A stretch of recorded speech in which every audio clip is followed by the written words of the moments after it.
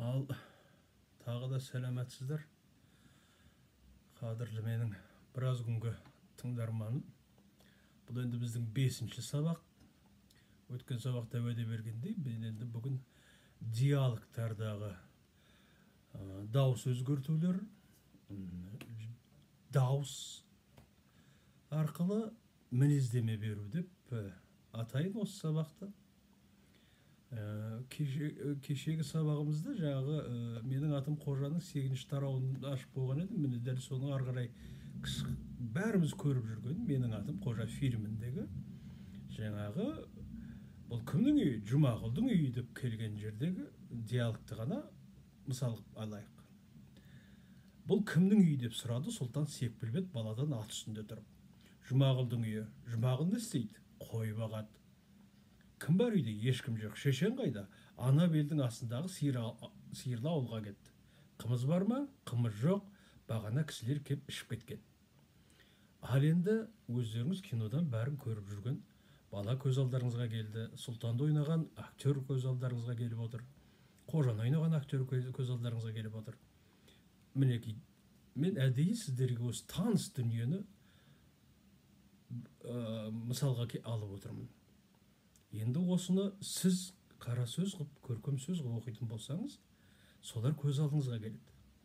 Тіпті сізге таныс емес шығарманы алсаңыз да, өзіңіздің танитын адамдарыңыздың дауысы, солардың қалай сөйлейтіні, олардың жасы, олардың мінезі көз алдыңызға келіп отырады. Шалды оқысаңыз, шалдың сөйлейтінін, кемпірдің сөзін оқитын болсаңыз, апалар қалай сөйлейтін еді, солардың мінезін, солардың сөзі есіңізге түсіп тұрады. Мінекей, оқыған кезде біз мына кейіпкерлерді сөйтіп дауысқа бөлетін болсақ, біз кейіпкерге мінездеме беріп, кейіпкердің жасын білдіреміз, оның қызықты тіліндегі қызықтарын білдіріп көрсетер едік. Енді бастап көрейік. Бұл кімнің үйі? Жұмағұлдың үйі. Осылай болуы мүмкін ғой.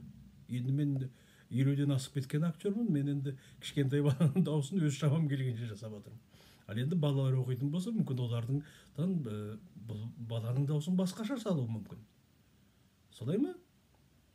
Жұмағұл не істейді? Қой бағады. Кім бар үйде? Ешкім жоқ. Мінекей, біз дәл кинодағыны қайталамай, енді өзіміз білетін балаларды, өзіміз білетін жігіттердің дауысын есімізге түсіріп отырып салатын болсақ, біз кейіпкердің барлығына дауыс арқылы мінездеме беріп, дауыс ырғақ арқылы кейіпкерді, образды таныта түсіреміз. Османхан ағамыздың мысалынан бір үзінді алып көрейік. 4 түлік мәжілісінен репортаж деген мысалы бар. Сол мысалдың басталуы бұл жерде автордың сөзі деген болады, және кейіпкерлердің сөзі деген болады. Барлық шығармада. Қара сөз болып оқысаңызда да, жаңағы мысал оқысаңызда да. Кейде біз мысалдарды автордың сөзі дегенде адам сияқты оқимыз. Негізінен ойланып көріңіздерші, мысалдың барлығында жануарлар туралы жазылады. Демек, оны барып көріп бөліп, біздерге айтып отырған адам не сол жануардың тілін түсінетін адам болу керек, болмаса сол жануарлардың бәрін кім түсінеді? Жануардың біреуі түсінеді.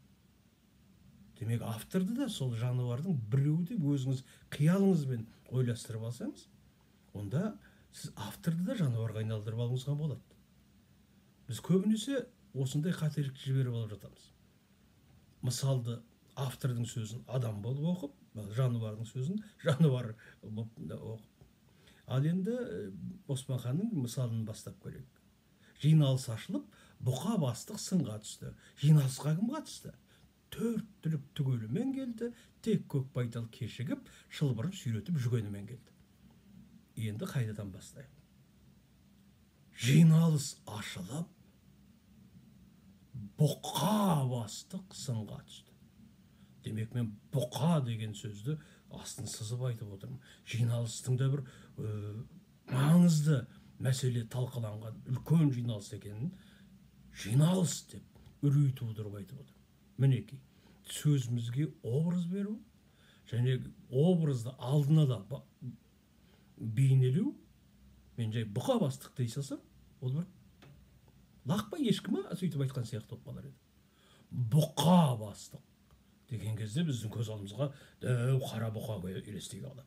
Үлкен дөкей, мықты бір бастықты сынап жатқанын, ана жақтағы адамды сынап жатыр екен ғой деген ой келетіндей болу керек. Сосын үнекей жаңағы тек көкбайтал кешігіп, шылбырын сүйретіп жүгенімен кел. Үнемі кешігіп жүретіндігін, ондай кешігетін адамның бар екендігін, үнемі сондай шылбырын сүйретіп, алқам-салқам келе салатын адамдар бар екенін өмірде міне көкбайталдың шылбырын сүйретіп жүгенімен келгенін көрсетіп отыр Оспан хан. Біз де соны солай дәрежеде бағалап дауыс арқылы және өзіміздің көзіміз арқылы байқап отырсыздар ма? Оқыған кезімде мен дауысты ғана өзгерткем жоқ, сіздің көзіңізде де көрініп тұрады. Сіздің сол жануарға, сол адамға беріп жатқан мінездемеңіз. Бірінші сөзді тайлақ алды, бұқа тісін қайрап алды. Бұқа бұзылған, қызметке қызып келеді, ойын қойдап сүзіп келеді, тұмсығымызды бұзып келеді. Тайлақтың сөзін, тайлақтың мінезі қандай болуы мүмкін? Ол жас. Тайлақ кәрі емес. Ол жас мал, ол жігерлі. Мінекей, оның жасын бізге Оспан хан оның тайлақ екенін беріп, ол жас екенін айтып тұр. Көріп отырсыздар ма? Сонау арттан ақырып, жұдырықтай лақ тұрды деп айтады. Ешкі тұрды деп айтпайды. Жұдырықтай лақ тұрды. Міне осындай суреттеулер және дауыстың өзгерулер жаңағы Оспан ханның мысалында ей шұнақ қара, ей лақ бала, абайла шұнақ қара деп сиыр ескертті, байғұстан мүлде ес кетті дейді. Енді бұқаға қарсы сөйлеген лаққа сиырдың есі шығып отырғанын көрсетіп отырмыз. Ал сол кезде енді сиырдың сөзін ей лақ бала, абайла шұнақ қара деп автор жазғандай да оқуға болады. Болмаса сиыр ей лақ бала, абайла шұнақ қара деп оқуға да болады. Көріп отырсыздар ма? Мына ауылда өскен балалар әр жануардың даусын да, оның қылығын да көрсете алады. Сонау арттан ақырып, жұдырықтай лақ тұрды деген кезде мә деген бір дауыс қосып жіберсек те болады. Автор оны жазбаған. Оның барлығы біздің танымыздан, біздің санамыздағы, өзіміздің өткендегі мен сіздерге айтқан мақал, мәтел бәрі жаттаулы тұрса, сіздің рухани сандығыңызда тұрса дегендей, бұл жануарлардың барлығының дауысы, барлығының қылығы сіздің өмірде көргеніңізден санаңыздың бір жерінде сандықта сақталып, жабылып тұр. Соны осындайды оқыған кезде ашып жіберу керек. Сонда лақтың да дауысын ұқсатасыз. Тайлақтың да, бұқаның да, бұзаудың да дауысы шыға келеді. Ал шықпаған нәрсені қиялыңызбен ойлап табыңыз. Сізге ешкім қарсылық етпейді. Мысалға сізбен біз пілдің қалай сөйлейтінін көргеніміз жоқ, бірақ піл сияқты сөйлеуге тырысу керек. Өзінің тұлпатына қарай, ол осылай сөйлеуі мүмкін ғой деп, ана ұзын мұрнына қарай. Сен менің мұрныммен сөйлеп жүруі де мүмкін, мұрны бітеліп қалған болып. Байқап отырсыздар ма? Мұның бәрі оп-оңай дүние. Қиялды оята білу керек. Адамға қиял, фантазия сол үшін беріледі. Мінекей образдарды өстіп ашу үшін оған мен сияқты мұғалімнің, режиссердің айғайы керек емес. Сіздің өмірдегі өзіңіздің көрген, көңілге түйген, санаңыздың түкпіріне, қараңғы түкпіріне итеріп тастап қойған архивіңізді, қазіргі тілмен айтқанда бір файлды ашып жіберсеңіз, сол жерден бәрі ақтарылып шыға келеді. Көрген дүниені көңілге түйе білу керек. Бұл зеректік, бұл қағылездік, бұл бәрімізге қажет дүние.